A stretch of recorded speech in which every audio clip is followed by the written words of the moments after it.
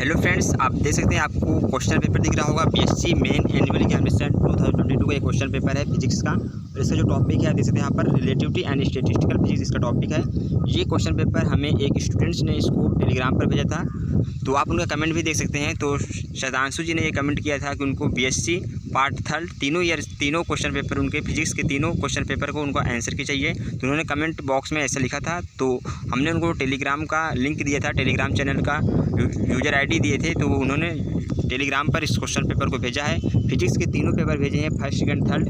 तो आज की इस वीडियो में हम पेपर फर्स्ट देख सकते हैं यहाँ पर है रिलेटिविटी एंड स्टैटिस्टिकल फिजिक्स। इसके हम क्वेश्चन के आंसर देखेंगे, सोल्यूशन सही देखेंगे स्टेप बाय स्टेप। अगर आपने कुछ भी नहीं पढ़ा तब भी आपको सारे क्वेश्चन समझ में आएंगे, और आपको अगर आप 2023 में एग्जाम देने वाले हैं तो आप सभी के लिए काफ़ी हेल्पफुल होगा। तो आप वीडियो को स्टार्ट से लेकर लास्ट तक जरूर देखिएगा। तो आप पहले बात हम इसके कुछ जान लेते हैं इस क्वेश्चन पेपर के बारे में। तो यहाँ देख सकते हैं यहाँ पर क्वेश्चन बुकलेट नंबर भी आप देख सकते हैं यहाँ पर, और जो क्वेश्चन बुकलेट सीरीज है वो आर है। यहाँ पर जो मैक्सिमम अंक है यानी मैक्सिमम मार्क्स 50 का है, और टाइम आपको 2 आवर्स का टोटल टाइम आपको मिला है। तो ये क्वेश्चन पेपर देख सकते हैं यहाँ पर है BSc main annual examination 2022 relativity and statistical physics का टॉपिक है। अब बात करते हैं थोड़ा इसके कितने क्वेश्चन आपको करना है। तो यहाँ पर देख सकते हैं यहाँ पर है परीक्षार्थियों के लिए निर्देश लिखा हुआ है। यहाँ पर प्रश्न पुस्तिका को तब तक न खोलें। यहाँ पर देख सकते हैं प्रश्न पुस्तिका को तब तक न खोलें जब तक आपसे कहा न जाए। प्रश्न पुस्तिका में 100 प्रश्न है, परीक्षार्थी को सभी 100 प्रश्नों को केवल दी गई OMR आंसर शीट पर ही हल करना है। प्रश्न पुस्तिका पर नहीं सभी प्रश्नों के अंक समान हैं। प्रश्नों के उत्तर अंकित करने से पूर्व प्रश्न पुस्तिका तथा OMR आंसर शीट को सावधानीपूर्वक देख लें। दोषपूर्ण प्रश्न पुस्तिका जिसमें कुछ भाग छपने से छूट गए हों, या प्रश्न एक से अधिक बार छप गए हों, या उसमें किसी अन्य प्रकार की कमी हो तो उसे तुरंत बदल लें। तो देख सकते हैं यहाँ पर है, तो यहाँ पर निर्देश हमने आपको पढ़ के दिखा दिया। इंस्ट्रक्शन टू द एग्जामिनी, परीक्षार्थियों के निर्देश। तो आपको इस सभी बातों को ध्यान रखना है। चलिए देखते हैं हम क्वेश्चन पेपर देख सकते हैं यहाँ पर क्वेश्चन फर्स्ट है। नहीं तो टोटल आपको 100 क्वेश्चन है इस क्वेश्चन पेपर में, और 100 में आपको सभी क्वेश्चन के आंसर देने हैं। और टोटल इसमें 50 मार्क्स का ये क्वेश्चन पेपर है, यानी 1 क्वेश्चन अगर आप करेक्ट करते हैं तो आपको 1/2 मार्क्स यानी कि आधा नंबर मिलता है। अगर आप 2 क्वेश्चन का आंसर देते हैं तो आपको 1 मार्क्स मिलता है। तो ये क्वेश्चन पेपर का पैटर्न है। तो चलिए देखते हैं इसका हम सोल्यूशन के बारे में देख लेते हैं, इसके आंसर की भी हम आपको बताएंगे। तो आप फर्स्ट क्वेश्चन देख लेते हैं। तो क्वेश्चन आपको हिंदी एंड इंग्लिश दोनों में है, तो आप जिसमें कंफर्टेबल हो उसमें आप आंसर देख सकते हैं। तो आपको जो क्वेश्चन पेपर मिलेगा उसमें हिंदी एंड इंग्लिश दोनों तरह के क्वेश्चन टाइप्स रहेंगे, यानी हिंदी में भी टाइप रहेगा और इंग्लिश में भी। देखते हैं फर्स्ट क्वेश्चन। क्लासिकल सांख्यिकी में कण है। ऑप्शन ए प्रभेद, ऑप्शन बी अप्रभेद, ऑप्शन सी आंशिक प्रभेद, ऑप्शन डी आंशिक अप्रभेद। यही क्वेश्चन देख सकते हैं यहाँ पर इंग्लिश में। In classical statistics the particles are. Option A distinguishable, option B है इनडिस्टिंग्विशेबल, ऑप्शन सी है पार्शियली डिस्टिंग्विशेबल, ऑप्शन डी है पार्शियली इनडिस्टिंग्विशेबल। तो यहाँ पर 4 ऑप्शन है, हिंदी में भी है और इंग्लिश में भी है। तो इस क्वेश्चन का जो करेक्ट आंसर हो जाएगा वो होगा ऑप्शन ए प्रभेद, या फिर आप इसको कह सकते हैं डिस्टिंग्विशेबल। यानी जो क्लासिकल स्टैटिस्टिक्स होता है, क्लासिकल स्टैटिस्टिक्स वो होता है डिस्टिंग्विशेबल होता है। तो क्वेश्चन नंबर फर्स्ट का ऑप्शन ए इसका करेक्ट आंसर था। तो जो स्टूडेंट्स ने ऑप्शन ए इसका मैच किया था, ऑप्शन ए टिक करके आए हैं, या फिर ऑप्शन ए बबल्स को रंगीन किए हैं OMR शीट में, तो उनका क्वेश्चन सही है। और उनको इस क्वेश्चन के लिए 1/2 मार्क्स यानी कि 0.5 मार्क्स मिलेगा, क्योंकि एक क्वेश्चन करेक्ट करने पर 0.5 मार्क्स आपको मिलेगा, और 2 क्वेश्चन करेक्ट करते हैं अगर आप तो आपको 1 मार्क्स मिलेगा। देखते हैं नेक्स्ट क्वेश्चन, क्वेश्चन नंबर 2 देख लेते हैं। क्वांटम सांख्यिकी में प्रारंभिक कला की कोशिका का न्यूनतम आकार h⁻³ होता है। तो ये थ्योरी है, सिंपल एक लाइन की थ्योरी है। अगर आपने भी स्टैटिस्टिक्स पढ़े होंगे, statistics and relativity and statistical physics, तो आपको ये पता होगा क्वांटम सांख्यिकी में जो प्रारंभिक कला कोशिका है उसका न्यूनतम आकार h⁻³ होता है। तो क्वेश्चन नंबर 2 का ऑप्शन सी इसका करेक्ट आंसर हो जाएगा h⁻³। तो देख सकते हैं जो स्टूडेंट्स क्वेश्चन पेपर सेंड किए उन्होंने भी ऑप्शन सी इसका मैच किया था, तो उनका ये क्वेश्चन का आंसर सही है। अब देखते हैं नेक्स्ट क्वेश्चन। अगला क्वेश्चन है क्वेश्चन नंबर 3। गैस के अणुओं के औसत वेग का सूत्र है। तो यहाँ पर ऑप्शन दे सकते हैं। यहाँ पर ऑप्शन ए है √2kT/m। यहाँ पर जो की है वो बोल्ट्जमैन कांस्टेंट है, या फिर बोल्ट्जमैन नीतांक है, और यहाँ पर जो टी है वो टेम्परेचर है या फिर ताप है, और यहाँ पर के बोल्ट्जमैन कांस्टेंट है। तो ऑप्शन भी देख लेते हैं √4kT/m, और option C √8kT/m, option D उपयुक्त में से कोई नहीं। तो हम इसका भी फार्मूला आपको पता होगा औसत वेग का। चलिए हम आपको अगर नहीं पता है तो हम आपको बता देते हैं। तो पहले आपको ये भी पता होना चाहिए कि जो मोस्ट प्रोबेबल स्पीड है या प्रायिकतम चाल है वो उसका फार्मूला होता है √2kT/m। तो आपको 3 फार्मूला यहाँ पर बनता है, प्रायिकतम चाल, वर्ग माध्यमूल चाल और औसत चाल। तो आपको तीनों ही पता होने चाहिए। और इसी को इंग्लिश में अगर कहेंगे हम तो प्रायिकतम चाल को कहते हैं मोस्ट प्रोबेबल वेलोसिटी, और औसत चाल को कहते हैं एवरेज स्पीड, और वर्ग माध्य मूल चाल को कहते हैं रूट मीन स्क्वायर वेलोसिटी। तीनों ही फार्मूला यहाँ पे हैं, आपको तीनों ही फार्मूला पता होना चाहिए। अगर आप 2023 में एग्जाम देने वाले हैं तो अगर इस बार जैसे पूछा गया औसत वेग, तो आपसे RMS यानी VRMS स्पीड पर क्वेश्चन बन सकता है, या फिर VMP पर या मोस्ट प्रोबेबल स्पीड पर, या फिर प्रायिकतम चाल पर आपसे क्वेश्चन पूछ लेगा, क्योंकि हमेशा ये क्वेश्चन इन तीनों फार्मूले से किसी न किसी एक फार्मूला पर क्वेश्चन बन जाता है एग्जाम में। तो आपको तीनों ही फार्मूला पता होना चाहिए। तो यहाँ पर तीनों फार्मूला लिख दे रहे हैं। तो यहाँ पर प्रायिकतम चाल की जो फार्मूला है वो √2kT/m है। अब लिख देते हैं यहाँ पर जो क्वेश्चन पूछा था हमसे औसत वेग का या फिर एवरेज स्पीड का, तो एवरेज स्पीड का फार्मूला होता है √8kT/m। तो ये हो गया फार्मूला एवरेज स्पीड का। और एक होता है वर्ग माध्य मूल चाल या फिर रूट मीन स्क्वायर स्पीड, तो VRMS, इसका फार्मूला होता है √3kT/m। यहाँ पर जो K है हमने आपको बता दिया बोल्ट्जमैन कांस्टेंट है, T टेम्परेचर है और M मास है। तो आपको ये मोस्ट प्रोबेबल स्पीड, औसत चाल या फिर एवरेज स्पीड और VRMS root mean square speed, तीनों ही फार्मूला आपको पता होना चाहिए। या फिर आप इसका स्क्रीनशॉट भी ले सकते हैं, या फिर आपको इसको कहीं अपने नोट्स में लिख लीजिए, क्योंकि इन तीनों फार्मूले से आपको एग्जाम में ज़रूर क्वेश्चन मिलेंगे, चाहे आप 2023 में एग्जाम दें या 2024 में, या किसी भी आप यूनिवर्सिटी से बिलोंग करते हैं, ये सभी यूनिवर्सिटी के लिए क्वेश्चन यहाँ से बनता है और ये हर ईयर्स पूछा जाता है। जैसे पिछली बार कानपुर यूनिवर्सिटी में हमने बहुत सारे क्वेश्चन डिस्कस किए हैं, Agra university, Allahabad state university, professor Rajendra Singh Rajju Bhaiya university, यानी बहुत सारी यूनिवर्सिटी में इससे एग्जाम में पूछे गए हैं क्वेश्चन और दिखे भी हैं। इससे पहले भी हमने बहुत सारे वीडियो यूट्यूब पर अपलोड किए हैं, जैसे BSc थर्ड ईयर के प्रीवियस इयर्स क्वेश्चन पेपर 2020-21 के हमने डाल रखे हैं सारे वीडियोज। तो अगर आप भी उन सभी वीडियोज देखना चाहते हैं तो उस सभी वीडियो का प्लेलिस्ट आपको इस वीडियो के लास्ट में मिल जाएगा, तो आप वहां से क्लिक करके उन सभी वीडियोज़ को देख सकते हैं, जो कि बहुत ही इंपॉर्टेंट है। और अगर आप 2023 में देने वाले हैं तो उन सबको आप जरूर ही देखिएगा। चलिए देखते हैं हम नेक्स्ट क्वेश्चन। और यहाँ पर एक और यहाँ पर क्वेश्चन बन जाता है कि VMP, V एवरेज और VRMS तीनों में रिलेशन क्या है, यानी कौन से यहाँ पर सबसे बड़ा है, उससे छोटा कौन है और फिर सबसे छोटा कौन है। जहाँ पर रिलेशन पूछा जाता है तो इसको भी हम यहाँ पर डिस्कस कर दे रहे हैं। अगर आप 2023 में एग्जाम देने वाले हैं तो आपके लिए काफ़ी हेल्पफुल होगा। तो यहाँ देख सकते हैं, यहाँ पर √kT/m सभी में कॉमन है, तो इसको आप कैंसिल भी कर देंगे। तो यहाँ पर देख सकते हैं, यहाँ पर आ जाएगा √2 और यहाँ पे आ जाएगा √8/π और यहाँ पे आ जाएगा √3। तो √2 की वैल्यू होती है 1.414 और √3 की वैल्यू होती है 1.732 और यहाँ पर √8/π की जो वैल्यू होती है, पाई की वैल्यू होती है 3.14 होता है। तो इसको अगर आप निकालेंगे तो ये √8/, यहाँ पाई की वैल्यू हम रख देंगे 3.14, तो लगभग ये √2 से बड़ी वैल्यू आएगी, यानी √2 और √3 के बीच में आएगा। तो V एवरेज जो है वो हमेशा ही VMP और VRMS के बीच में होगा। तो यहाँ से ये बात क्लियर हो गई।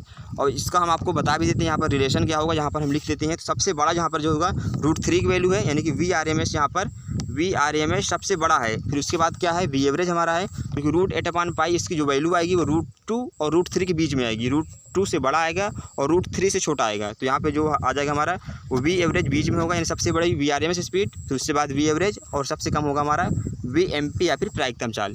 चलिए इसको हम ठीक से फिर से क्लियर से लिख दे रहे हैं यहाँ पर, ताकि आपको समझ में आ जाए, कोई मिस ना हो आपसे। तो यहाँ पर VRMS यानी कि वर्ग माध्य मूल चाल या फिर VRMS root mean square speed सबसे बड़ी होगी।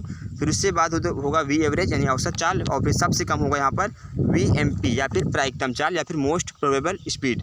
तो ये रिलेशन भी आपको पता होना चाहिए, इससे भी क्वेश्चन आपको एग्जाम में जरूर दिखेंगे।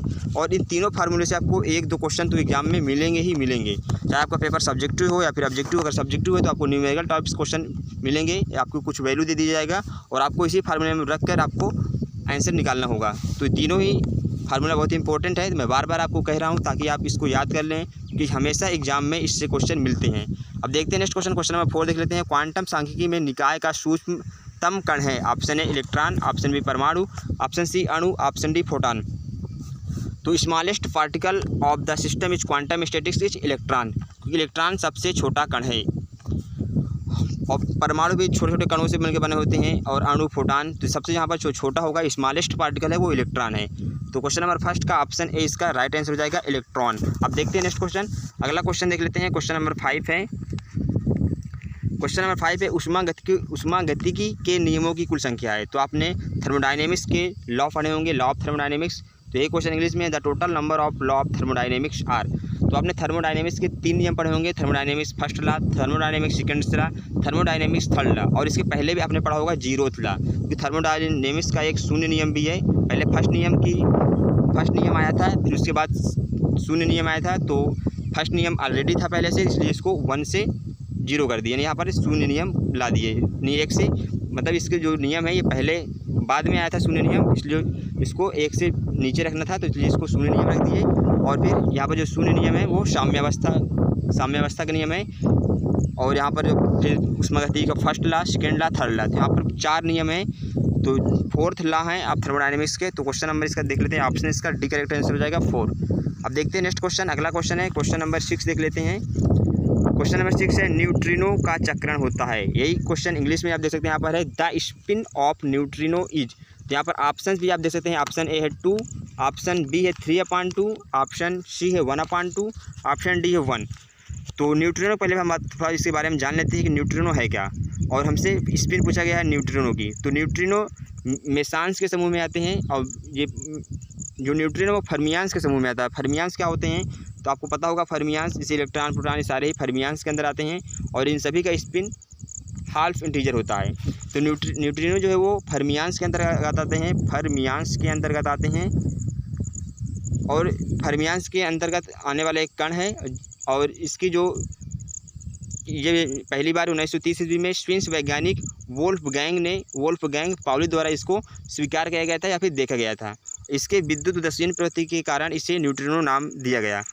तो हमने आपको बता दिया न्यूट्रिनो नाम इसका क्यों रखा गया, क्योंकि इसकी जो प्रवृत्ति है वो उदासीन है, और फर्मियांस समूह की होने की वजह से इसका जो स्पिन है वो हाल्फ इंटीजर होता है, यानी कि 1/2। तो इसका जो स्पिन है या चक्रण है वो 1/2 है, और ये फर्मियांस के अंतर्गत आता है, फर्मियांस के समूह में आता है, इसलिए ये फर्मी डायरेक्ट सांख्यिकी को ओबे करता है। फर्मी डायरेक्ट सांख्यिकी को ओबे करता है, इसलिए ये फर्मियांस कहलाएंगे। और यहाँ पर जो न्यूट्रिनो है वो भी फर्मी डायरेक्ट सांख्यिकी के अंतर्गत आएगा, और इसका जो स्पिन है वो 1/2 यानी कि हाफ होता है। और जो न्यूट्रिनो है वो फर्मियांस के समूह के अंदर आने वाला एक कण है। तो इसका जो नाम है यानी न्यूट्रिनो, इसका नाम क्यों रखा गया ये भी हमने आपको बता दिया, क्योंकि इसकी जो प्रवृत्ति है वो उदासीन प्रवृत्ति की है। उदासीन प्रवृत्ति के होने के कारण इसको न्यूट्रिनो नाम दिया गया, क्योंकि न्यूट्रल तो इसका नाम न्यूट्रिनो पड़ा। तो क्वेश्चन नंबर 6 का ऑप्शन सी इसका राइट आंसर हो जाएगा 1/2। आई होप ये समझ में आपको क्वेश्चन आया होगा कि इसका नाम न्यूट्रिनो क्यों पड़ा, और इसकी पहले बार ये सामने कब आया या फिर अस्तित्व में कब आया। तो स्विस के वैज्ञानिक है वोल्फगैंग पाउली द्वारा इसको स्वीकार किया गया था या फिर देखा गया था। अब देखते हैं नेक्स्ट क्वेश्चन, अगला क्वेश्चन है क्वेश्चन नंबर 7 देख लेते हैं। एक विमीय आवर्ती दोलक की शून्यांकी ऊर्जा होती है। Option A 0, option B 1/2 hν, option C hν, option D उपरोक्त में से कोई नहीं। ये क्वेश्चन इंग्लिश में देख सकते हैं, यहाँ पर है the 0 point energy of 1 dimension oscillator is. तो इसका जो करेक्ट आंसर हो जाएगा, यानी जो शून्य ऊर्जा है, शून्यांकी ऊर्जा, स्मॉलेस्ट पॉसिबल एनर्जी को शून्य ऊर्जा कहते हैं।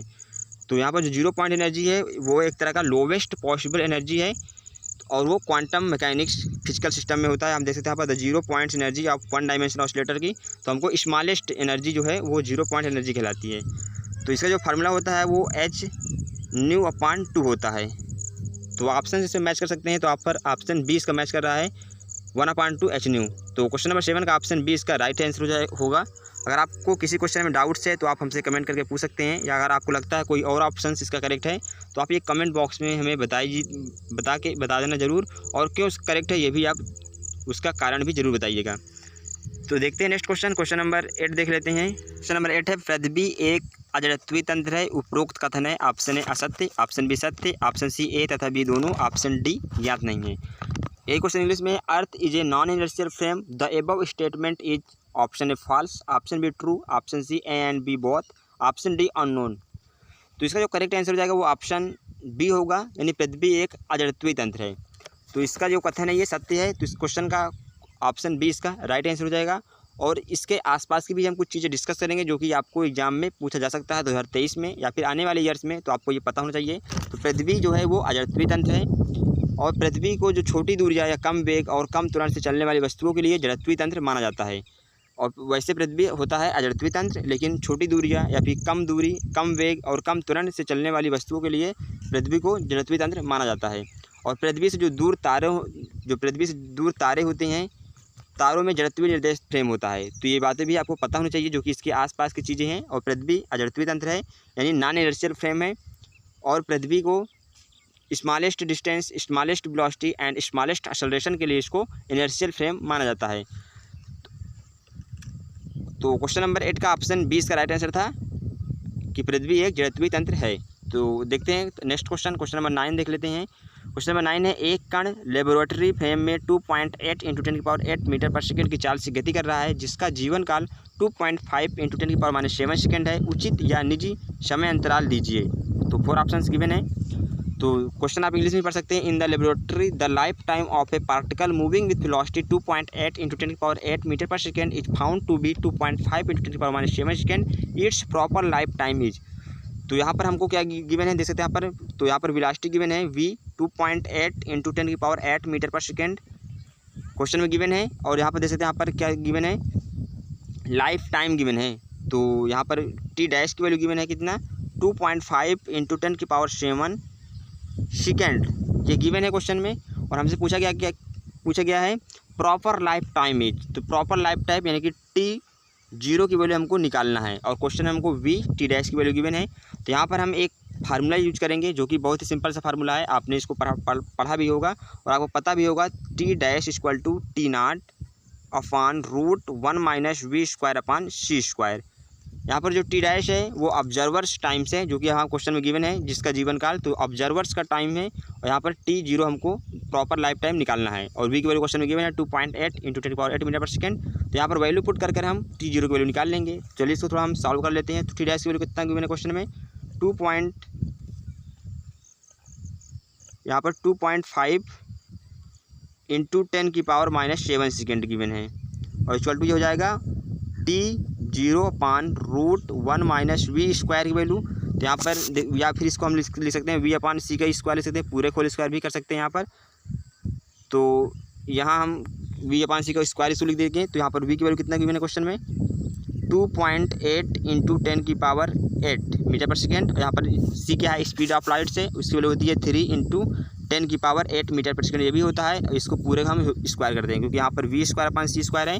तो इसको हम v/c पूरे होल स्क्वायर भी लिख सकते हैं। तो यहाँ से 10⁸ को 10⁸ से कैंसिल कर देंगे। और यहाँ से 2.8/3 इसको आप डिवाइड कर लीजिएगा। तो इसको थोड़ा हम और कुछ इसको सॉल्व कर देते हैं कुछ स्टेप। तो यहाँ पर हम t0 निकालेंगे। तो यहाँ पर मल्टीप्लाई हो जाएगा t डैश का।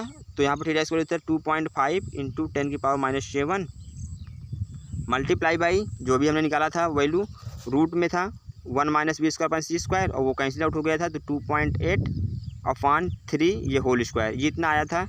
इसको हम पक्षांतर कर लिए। तो यहाँ पर t0 को वैल्यू हमको निकालना है। तो इतनी वैल्यू आ गई। तो इसको थोड़ा हम और सॉल्व करेंगे।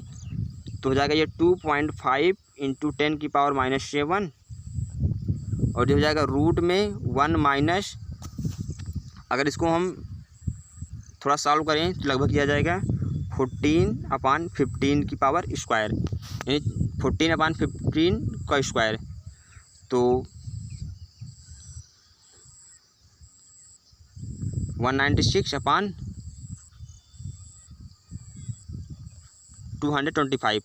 तो इसको आप सॉल्व करेंगे। अब इतनी वैल्यू आ गई हमने स्क्वायर, यहाँ पर 14 का स्क्वायर 196 आ जाएगा और 15 का स्क्वायर 225 आ जाएगा। अब आप इसको एलसीएम लेके इसको सॉल्व करेंगे। तो इसको सॉल्व कर लीजिएगा, जो भी ऑप्शन मैच करेगा तो उसको आप टिक कर देंगे। अगर आपका कोई भी ऑप्शन नहीं मैच कर रहा है उसको सॉल्व करने पर, तो आप ऑप्शन डी भी मैच कर सकते हैं। तो देखते हैं नेक्स्ट क्वेश्चन। हम क्वेश्चन नंबर 10 देख लेते हैं। वह चाल जिस पर कण का द्रव्यमान उसके विराम द्रव्यमान का 3 गुना हो जाएगा। The speed at which the mass of a particle because 3 times of its rest mass. तो ये क्वेश्चन है। यहाँ पर क्वेश्चन क्या कह रहा है, कण का द्रव्यमान जो है m और विराम द्रव्यमान का 3 गुना है। यानी विराम द्रव्यमान यहाँ पर m0 है तो m जो है वो 3 गुना है। तो यहाँ पर हम 3 का मल्टीप्लाई कर देंगे तभी तो बराबर आएगा। यानी जो इसका मास है, द्रव्यमान है कण का, वो 3 टाइम्स है किसका, रेस्ट मास के। तो रेस्ट मास की तरफ हम 3 का मल्टीप्लाई करेंगे तो ये दोनों इक्वल आ जाएंगे। तो m = 3m0 क्वेश्चन में गिवन है।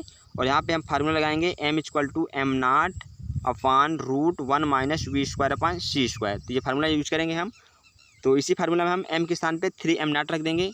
चलिए हम वैल्यू पुट करके देख लेते हैं। तो हो जाएगा ये 3m0 upon m0 upon √1 - v²/c²।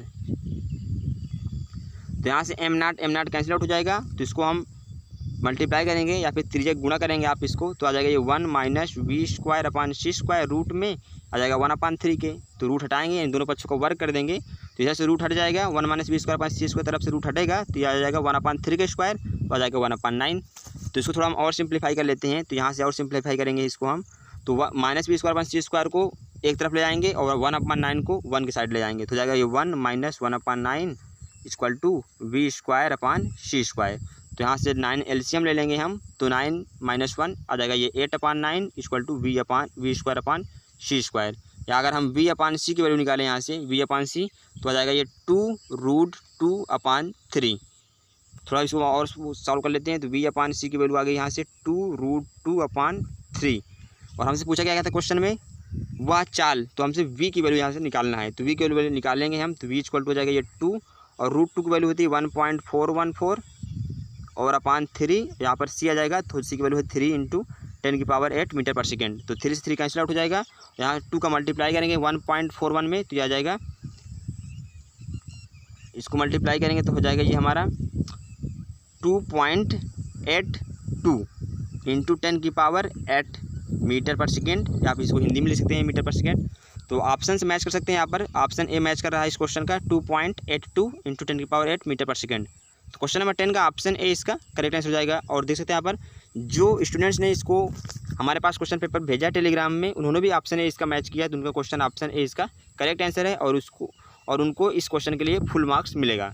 तो क्वेश्चन नंबर 11 से आज की इस वीडियो में देखेंगे। तो क्वेश्चन नंबर 11 देख सकते हैं यहाँ पर है, भौतिकी के सभी आधारभूत नियम निम्न फ्रेम में समान रहते हैं। 4 ऑप्शन हैं और आपको question paper Hindi and English दोनों में मिलेगा, तो आप जिसमें कंफर्टेबल हो उसमें आप आंसर दे सकते हैं। और ये ऑब्जेक्टिव टाइप से क्वेश्चन पेपर है, तो इसमें आपको OMR शीट भी मिलेगा, तो आपको जो भी ऑप्शंस करेक्ट हैं उसको आपको OMR शीट में उस बबल्स के जो भी ABCD ऑप्शंस करेक्ट हैं तो उसके सामने वाले बबल्स को आपको रंगीन करना होता है। तो जैसे क्वेश्चन नंबर 8 है, तो इसमें 4 आपको बबल्स मिलेंगे और उस 4 बबल्स में जो भी करेक्ट आंसर है तो आपको उस बबल्स को पूरा भरना होता है। तो ये तो हो गया कि आप आंसर कैसे देंगे एग्ज़ाम में। तो चलिए देखते हैं इस क्वेश्चन नंबर 11 का हम आंसर भी देख लेते हैं। तो क्वेश्चन नंबर 11 है, भौतिकी के सभी आधारभूत नियम निम्न फ्रेम में समान रहते हैं। तो इसका ऑप्शन बी करेक्ट होगा, जड़त्वीय फ्रेम में। जड़त्वीय फ्रेम में भौतिकी के सभी आधारभूत नियम समान रहते हैं। तो क्वेश्चन नंबर 11 का ऑप्शन बी इसका राइट आंसर होगा। आप सभी लोग 2023 में एग्जाम देने वाले हैं, तो जो भी क्वेश्चन हम डिस्कस करेंगे उसके हम आसपास की चीज़ें भी कुछ डिस्कस करेंगे जो कि एग्जाम में आपसे पूछा जा सकता है अगले ईयर्स में।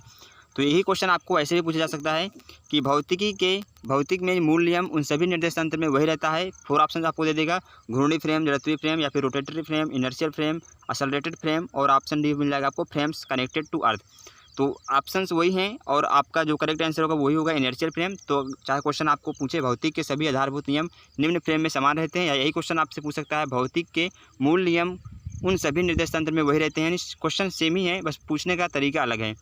तो क्वेश्चन नंबर 11 का ऑप्शन 20 का सही था, इनर्शियल फ्रेम। अब देखते हैं नेक्स्ट क्वेश्चन, क्वेश्चन नंबर 12 देख लेते हैं।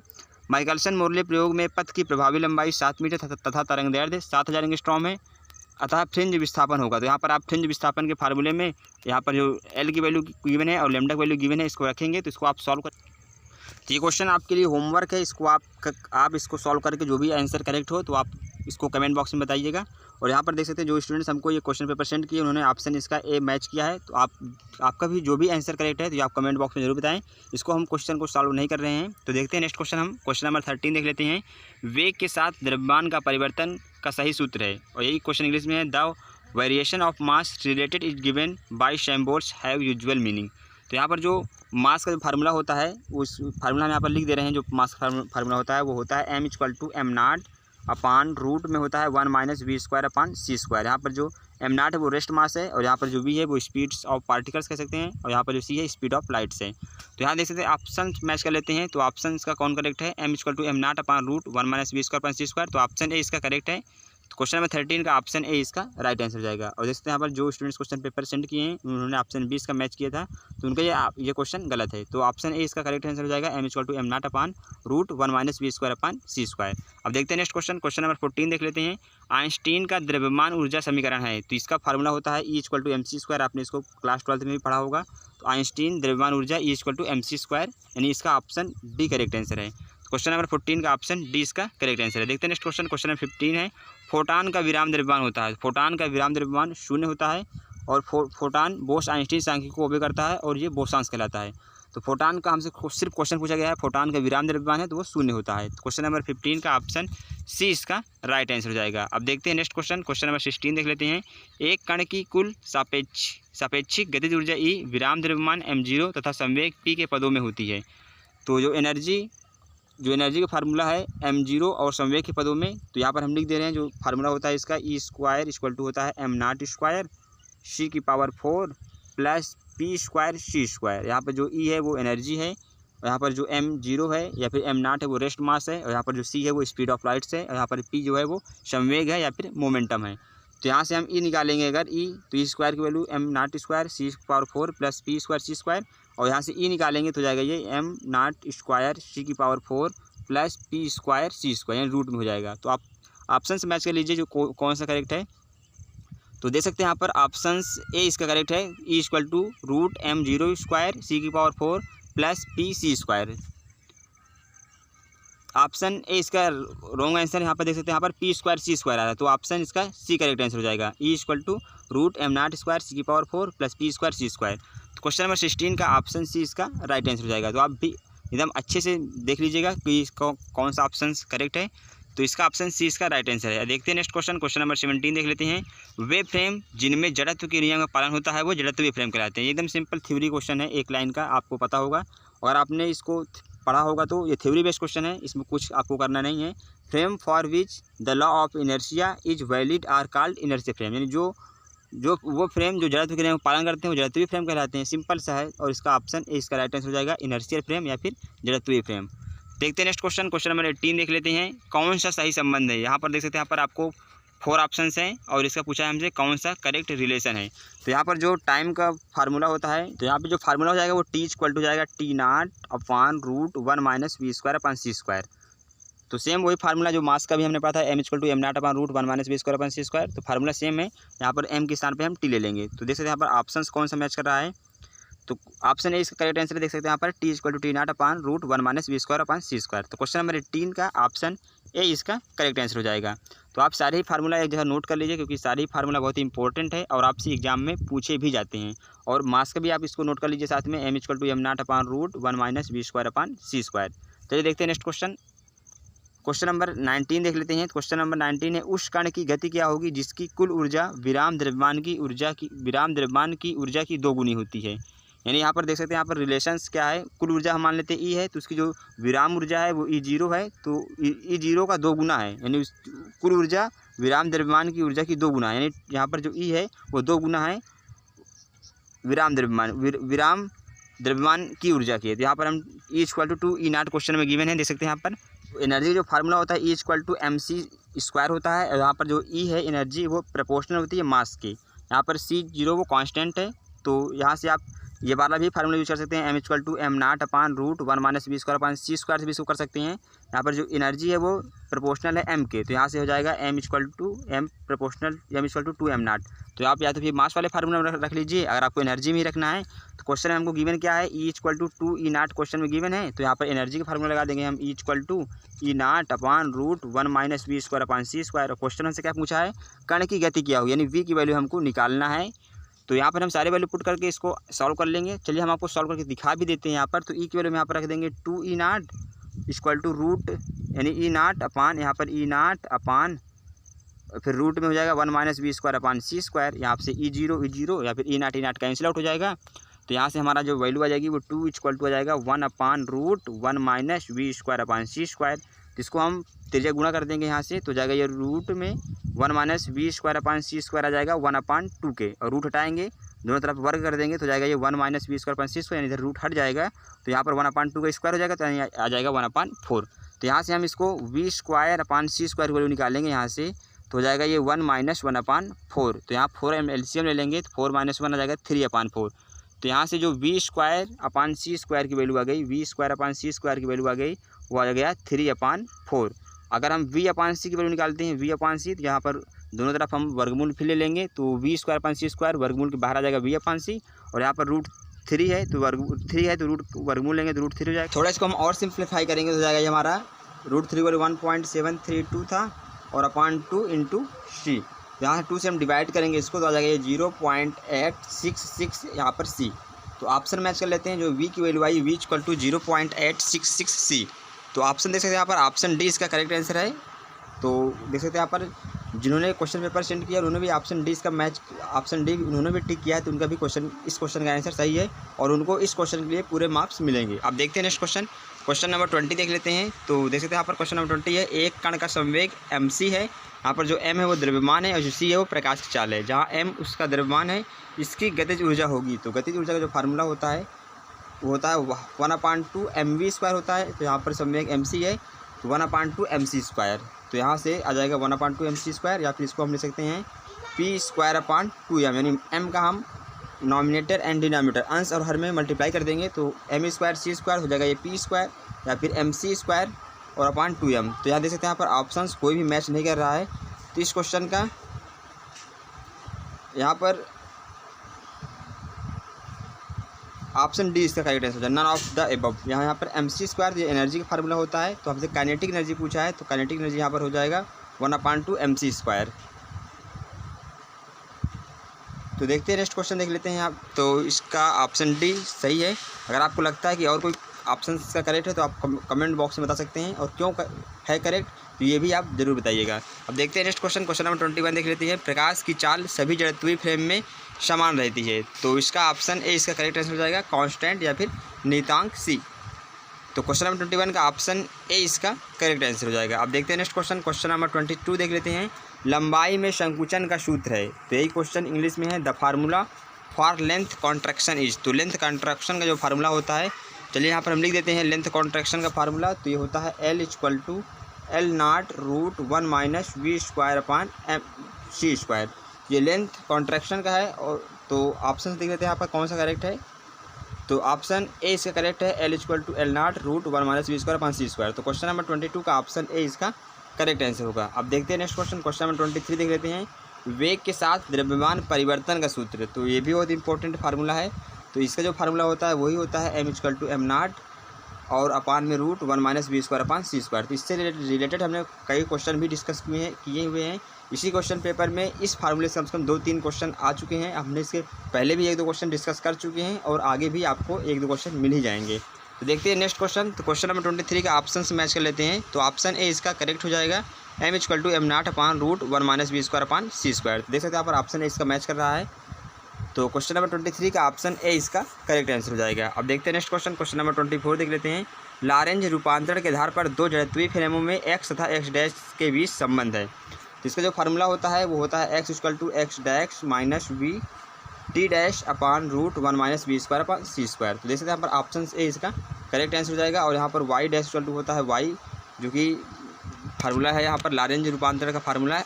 y' y होता है और z होता है। और x हम आपको बता दिया, x = यहाँ पर x' - v t' अपान √1 - v²/c²। और यहाँ पर जो t' होता है, t' की वैल्यू होती है t - v x/c²। ये सारे ही लॉरेंज रूपांतरण इक्वेशंस हैं। तो क्वेश्चन नंबर 24 का ऑप्शन ए इसका करेक्ट था। अब देखते हैं नेक्स्ट क्वेश्चन, क्वेश्चन नंबर 25 देख लेते हैं। और लॉरेंज रूपांतरण में जो t का फार्मूला होता है, t = होता है t' - v x' अपान c² √1 - v²/c²। तो ये फार्मूला भी है लॉरेंज रूपांतरण इक्वेशंस हैं। अब देखते हैं नेक्स्ट क्वेश्चन, क्वेश्चन नंबर 24 देख लेते हैं। लॉरेंज रूपांतरण के आधार पर दो जड़त्वीय फ्रेमों में t तथा t' के बीच संबंध है। देख लेते हैं, इसका ऑप्शन ए करेक्ट होगा। अभी हमने आपको बताया ही, t = t' - v x' अपान c² और अपान में √1 - v²/c²। क्वेश्चन नंबर 25 का ऑप्शन ए इसका करेक्ट आंसर हो जाएगा। अब देखते हैं नेक्स्ट क्वेश्चन, क्वेश्चन नंबर 26 देख लेते हैं। क्वेश्चन नंबर 26 है, वेग में परिवर्तन के साथ द्रव्यमान बदलता है। ऑप्शन ए असत्य, ऑप्शन बी सत्य, ऑप्शन सी ए तथा बी दोनों, ऑप्शन डी उपरोक्त में से कोई नहीं। तो ये क्वेश्चन इंग्लिश में देख सकते हैं, the mass of the body increases as its velocity increase. तो ये जो भी स्टेटमेंट्स है ये सत्य है, ट्रू है। यानी वेग परिवर्तन के साथ साथ द्रव्यमान बदलता है। यानी कोई वस्तु तेज़ी से चल रही है या तेज़ी से गति कर रही है तो उसका द्रव्यमान भी बढ़ता जाता है। जितनी तेज़ी से वो बढ़ती जाएगी, कोई भी वस्तु गति कर रही है वो बढ़ रही है लगातार उसकी गति, तो उसका द्रव्यमान भी बढ़ता जाएगा। तो ये कथन सत्य है, ये स्टेटमेंट्स ट्रू है। तो क्वेश्चन नंबर 26 का ऑप्शन बी इसका राइट आंसर हो जाएगा। अब देखते हैं नेक्स्ट क्वेश्चन, क्वेश्चन नंबर 27 देख लेते हैं। किसी क्षण की लंबाई में कमी उसकी लंब दिशा में भी होता है। तो ये भी स्टेटमेंट सत्य है, ट्रू है। तो क्वेश्चन नंबर 27 के भी ऑप्शन ए इसका करेक्ट आंसर हो जाएगा। अब देखते हैं नेक्स्ट क्वेश्चन नंबर 28 देख लेते हैं। क्वेश्चन नंबर 28 है, लारेंज रूपांतरण गैलीलियन रूपांतरण में समाहित हो जाते हैं जब कण का वेग v है। तो अगर v की वैल्यू बहुत कम है, वेरी लेस देन है c से, तो वहाँ पर लारेंज रूपांतरण समीकरण जो है वो गैलीलियन रूपांतरण में ट्रांसफर हो जाते हैं। तो यहाँ देख सकते हैं यहाँ पर Lorentz transformation are reduce to Galilean transformation when the velocity of the particle v is, यानी v की वैल्यू अगर बहुत कम है c से, यहाँ जो c है वो स्पीड ऑफ लाइट से, तो इसकी v की वैल्यू बहुत कम है c से, तो वहाँ पर लारेंज रूपांतरण जो है वो गैलीलियन रूपांतरण में बदल जाता है या फिर समाहित हो जाता है या फिर रिड्यूस्ड हो जाता है। क्वेश्चन नंबर 28 का यहाँ पर ऑप्शन देख सकते हैं, यहाँ पर ऑप्शन डी इसका करेक्ट आंसर हो जाएगा। यहाँ पे आपको एक बात और ध्यान रखना है, तो लारेंज के अनुसार जो कोई भी वस्तु प्रकाश के वेग से अधिक वेग से गति नहीं कर सकती है, और जो v का मान है वो हमेशा ही c से कम होना चाहिए लारेंज रूपांतरण के लिए। तो क्वेश्चन नंबर 28 का ऑप्शन डी इसका राइट आंसर था। अब देखते हैं नेक्स्ट क्वेश्चन नंबर 29 देख लेते हैं। दो पिंड एक दूसरे की ओर 0.95 यानी 0.95 c के वेग से गति कर रहे हैं, उनकी सापेक्षिक चाल ज्ञात करो। तो क्वेश्चन देख सकते हैं यहाँ पर है, दो पिंड एक दूसरे की ओर 0.95 c वेग से गति कर रहे हैं, उनकी सापेक्षिक चाल ज्ञात करो। ये क्वेश्चन इंग्लिश में है, two objects move towards each other with speed of 0.95 c in laboratory frame, calculate their relative speed. तो दो पिंड हैं एक दूसरे की ओर गति कर रहे हैं 0.95 c से, और हमसे पूछा क्या गया है उनकी सापेक्षिक चाल यानी कि रिलेटिव स्पीड पूछा गया है। तो इनका जो फार्मूला होता है यहाँ पर हम यूज करेंगे, यानी दो वेगों के योग का जो अपेक्षिक सूत्र होता है, अपेक्षिक फार्मूला यहाँ पर हम लगाएंगे, वो होता है v1। अगर एक चाल उसकी v1 है, दूसरा v2 है, तो इसका फार्मूला हो जाएगा v1 + v2 upon 1 + v1 v2 upon c square. तो इस फार्मूले में हम वैल्यू रख देंगे सापेक्षिक चाल के लिए। तो यहाँ पर लिख सकते हैं सापेक्षिक चाल, या फिर इसको हम लिख सकते हैं रिलेटिव स्पीड या फिर सापेक्षिक चाल। तो इसका जो फार्मूला हो गया v1 + v2 upon 1 + v1 v2 upon c square. इसी फार्मूला में हम v1 के स्थान पर रख देंगे, यहाँ पर v1 v2 तो सेम ही है, 0.95 c दोनों ही हैं, यानी v1 = v2 = 0.95 c। इसी फार्मूला में हम रख कर इसको सॉल्व करते हैं।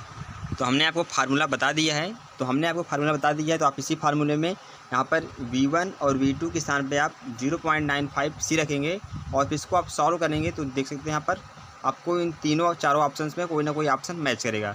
तो आप इसको फार्मूला पे सारे वैल्यू पुट करके v1 v2 के स्थान पे 0.95 c रख कर इसको सॉल्व करेंगे, कोई सा भी ऑप्शन इसका मैच करेगा। तो आप इसको इसके आगे का जो भी कैलकुलेशन है आप इसको अपने से कर लेना, और इसको हम नहीं डिस्कस करेंगे क्योंकि वीडियो वैसे भी काफ़ी लंबी हो चुकी है।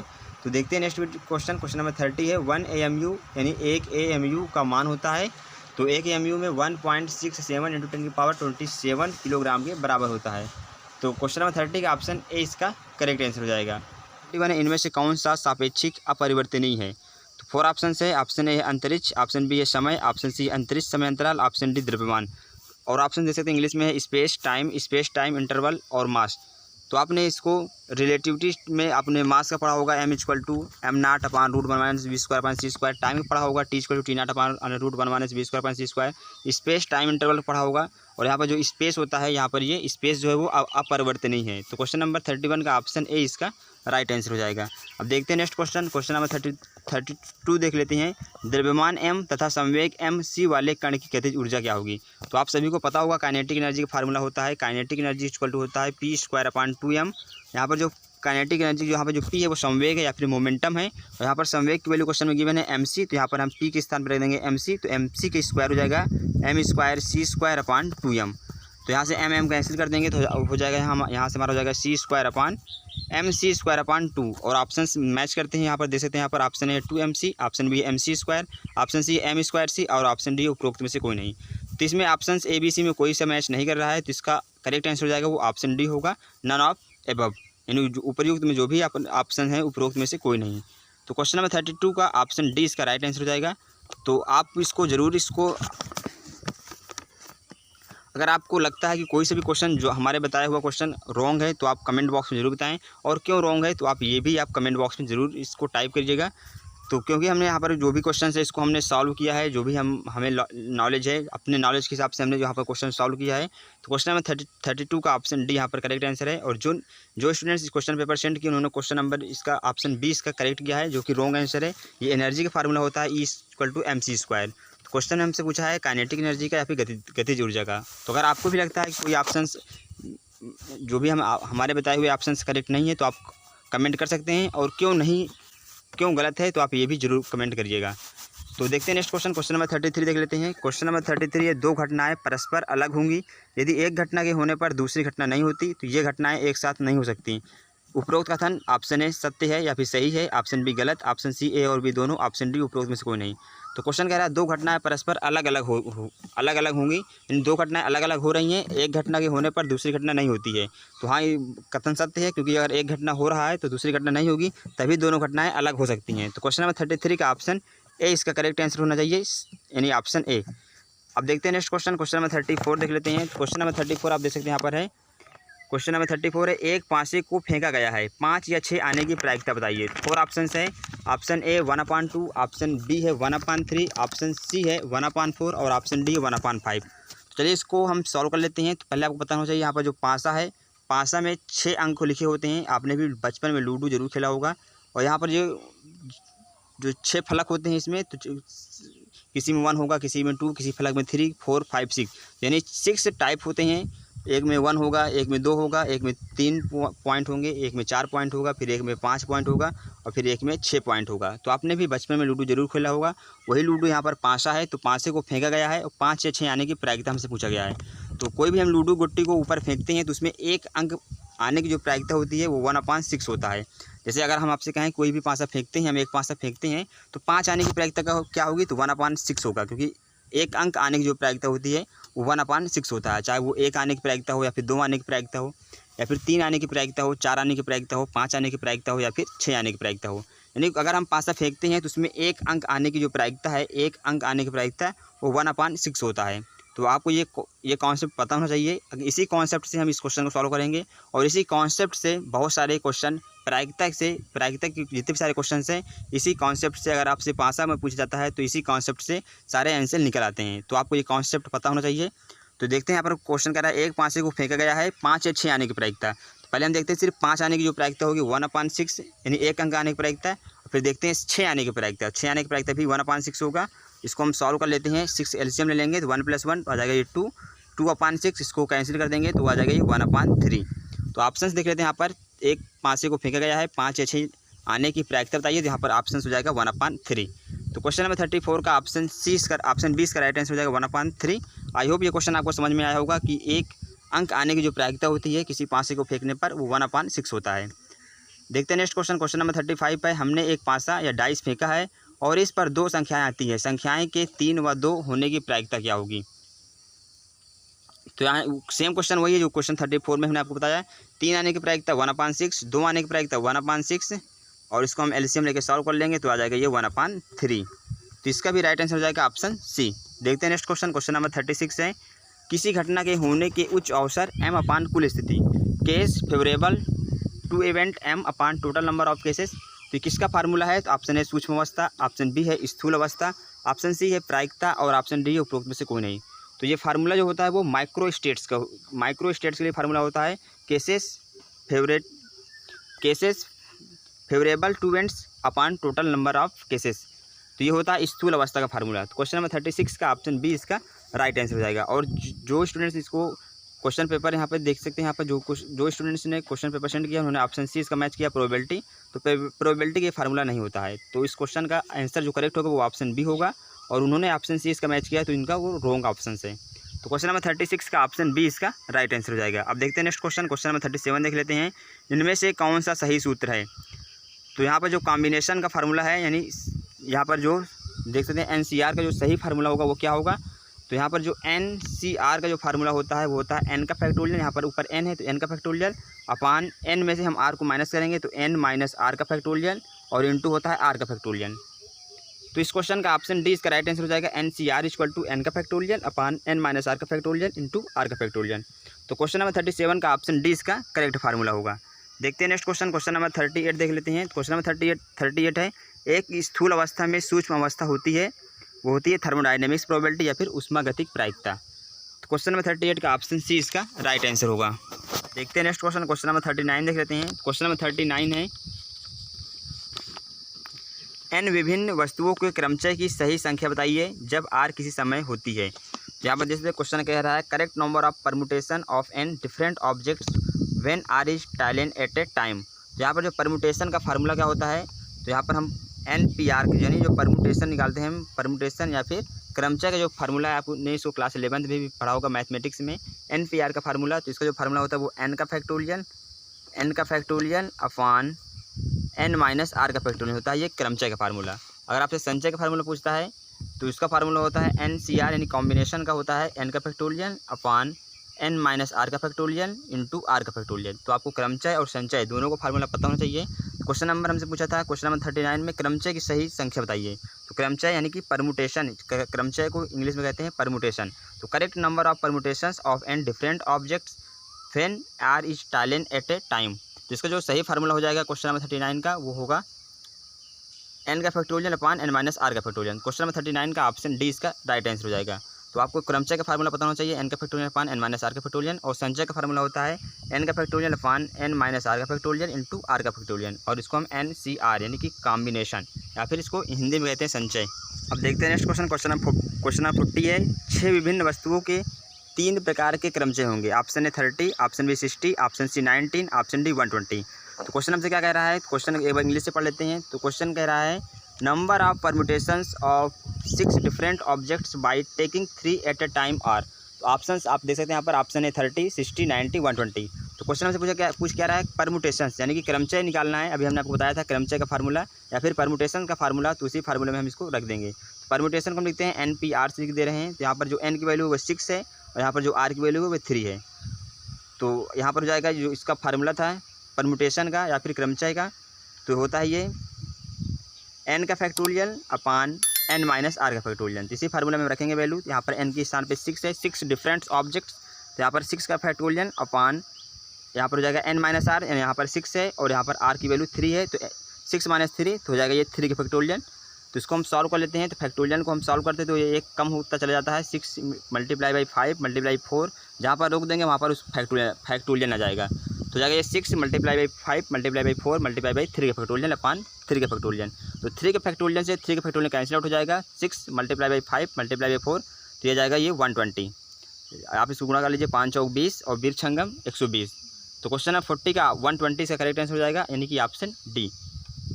तो क्वेश्चन नंबर 40 का 120 इसका करेक्ट आंसर हो जाएगा, ऑप्शन डी। अब देखते हैं नेक्स्ट क्वेश्चन, क्वेश्चन नंबर 41 देख लेते हैं।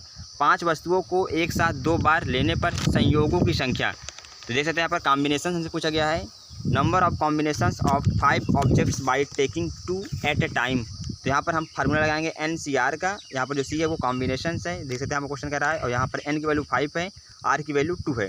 तो हो जाएगा ये 5 का फैक्टोरियल अपॉन 5 माइनस 2 यानी कि 3 का फैक्टोरियल इंटू 2 का फैक्टोरियल। इसको हम सॉल्व कर लेंगे तो हो जाएगा ये 5 मल्टीप्लाई बाई 4 मल्टीप्लाई बाई 3 का फैक्टोरियल अपॉन 3 का फैक्टोरियल को रहने देते हैं, 2 का फैक्टोरियल लिखेंगे 2 इंटू 1। तो 3 का फैक्टोरियल से 3 का फैक्टोरियल कैंसिल आउट हो जाएगा, और 2 से 4 को काटेंगे हम, तो 2 जा 4 यानी 5 इंटू 10, 5 इंटू 2, तो मल्टीप्लाई करेंगे तो आ जाएगा ये 10, यानी 5 दूनी 10। तो 5 का मल्टीप्लाई करेंगे 2 से, मल्टीप्लाई करेंगे 2 से, तो आ जाएगा ये 10। तो क्वेश्चन नंबर 41 का ऑप्शन ए इसका राइट आंसर हो जाएगा 10। देखते हैं नेक्स्ट क्वेश्चन, क्वेश्चन नंबर 42 देख लेते हैं। समान घटनाएं रखती हैं, ऑप्शन ए शून्य प्रायिकता, ऑप्शन बी अलग प्रायिकता, ऑप्शन सी सम प्रायिकता, ऑप्शन डी उपयुक्त में से कोई नहीं। तो equally likely events have equal probabilities. तो क्वेश्चन नंबर 42 का ऑप्शन सी इसका राइट आंसर हो जाएगा सम प्रायिकता। अब देखते हैं नेक्स्ट क्वेश्चन, क्वेश्चन नंबर 43 है। अवरोध के बढ़ने पर सूक्ष्म अवस्थाओं की संख्या ऑप्शन ए बढ़ती है, ऑप्शन बी घटती है, ऑप्शन सी नियत रहती है, ऑप्शन डी उपयुक्त में से कोई नहीं। तो with the increase in number of constants the number of assemble microstate of A system. तो 4 ऑप्शन है, तो इसका जो करेक्ट आंसर हो जाएगा यानी कि increase the number of molecules in A system also increase the number of microstates of the molecules. तो ऑप्शन ए इसका राइट आंसर हो जाएगा इंक्रीज, यानी अवरोध के बढ़ने पर सूक्ष्म अवस्थाओं की संख्या बढ़ता है। तो क्वेश्चन नंबर 43 का ऑप्शन ए इसका राइट आंसर हो जाएगा increase the number of molecules in A system also increase the number of microstates of the molecules. तो इसका राइट आंसर हो जाएगा ऑप्शन ए। अब देखते हैं नेक्स्ट क्वेश्चन, क्वेश्चन नंबर 44 देख लेते हैं। क्वेश्चन नंबर 44 है, एक घटना की प्रायिकता नहीं हो सकती, यानी प्रायिकता की वैल्यू कितने से कितने तक हो सकती है। तो किसी भी या कोई भी घटना या फिर कोई भी इवेंट्स की जो प्रोबेबिलिटी है वो 0 से लेकर 1 के बीच में होती है। 0 से लेकर 1 के बीच में वो कभी भी ऋणात्मक नहीं हो सकता है, क्योंकि 0 से लेकर 1 के बीच में होगा तो यहाँ पर ऋणात्मक होने का कोई सवाल ही नहीं उठता। तो जो प्रोबेबिलिटी है यानी कि जो प्रायिकता है वो हमेशा 0 से 1 के बीच में होगा। अगर आपसे प्रोबेबिलिटी का क्वेश्चन आता है, प्रायिकता निकालने के लिए आता है और 4 ऑप्शंस में आपको सिर्फ एक ही ऑप्शंस है जो कि 0 से 1 के बीच में वैल्यू है और तीनों ऑप्शंस में 0 से कम यानी कि नेगेटिव है या फिर वह 1 से अधिक है, तो वहाँ पर सारे ही ऑप्शंस गलत होंगे और जो भी 0 से 1 के बीच में होगा उसका वो करेक्ट आंसर हो जाएगा। आप बिना सॉल्व किए उस क्वेश्चन का आंसर दे सकते हैं। तो आपको पता होना चाहिए जो प्रोबेबिलिटी है वो उसकी वैल्यू 0 से 1 के बीच में होता है। तो क्वेश्चन कह रहा है यहाँ पर 0, तो 0 हो सकता है, 1/2 हो सकता है, 1/3 हो सकता है, ऋणात्मक कभी नहीं हो सकता क्योंकि 0 से कम नहीं हो सकती। 0 से लेकर यहाँ पे जो प्रोबेबिलिटी है 0 के इक्वल हो सकता है या फिर 0 से बड़ी हो जाएगा और वो 1 से छोटा या फिर 1 के बराबर हो सकता है। तो ये कंडीशन होती है प्रोबेबिलिटी का। तो आपको ये पता होना चाहिए कि प्रायिकता जो है वो कभी भी ऋणात्मक नहीं हो सकता है, प्रोबेबिलिटी कभी भी नेगेटिव नहीं हो सकता। तो क्वेश्चन नंबर 44 का ऑप्शन डी इसका राइट आंसर हो जाएगा, ऋणात्मक। अब देखते हैं नेक्स्ट क्वेश्चन, क्वेश्चन नंबर 45 देख लेते हैं। n कणों को 2 खानों में बांटने के सर्वाधिक प्रायिक तरीके या सूक्ष्म अवस्था है। तो इसका जो फार्मूला है आपको इसका फार्मूला पता होना चाहिए। तो यही क्वेश्चन इंग्लिश में दे सकते हैं। यहाँ पर है the most probable micro states of distributing n particles into compartment is. तो इसका जो फार्मूला होता है वो n का फैक्टोरियल अपान n/2 का फैक्टोरियल पूरे का होल स्क्वायर इंटू 2 की पावर n होता है।